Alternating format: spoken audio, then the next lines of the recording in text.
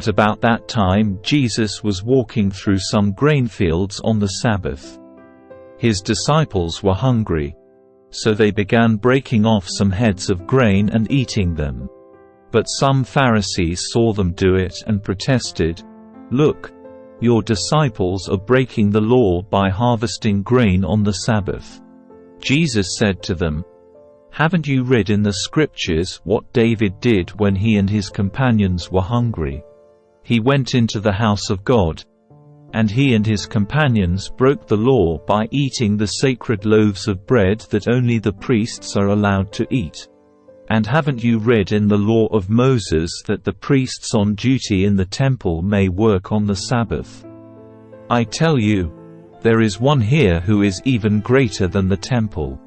But you would not have condemned my innocent disciples if you knew the meaning of this scripture. I want you to show mercy, not offer sacrifices.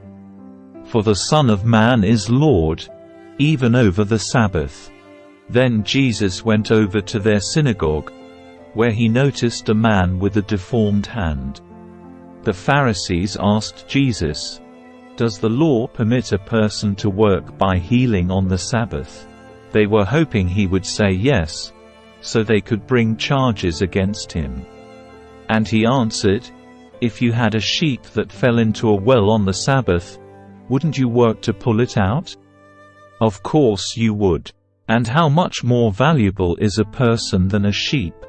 Yes, the law permits a person to do good on the Sabbath." Then he said to the man, "Hold out your hand."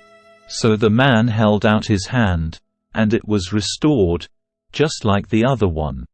Then the Pharisees called a meeting to plot how to kill Jesus. But Jesus knew what they were planning.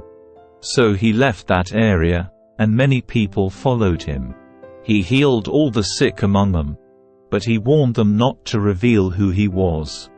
This fulfilled the prophecy of Isaiah concerning him.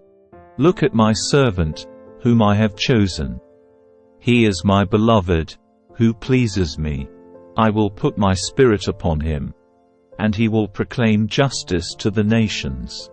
He will not fight or shout or raise his voice in public.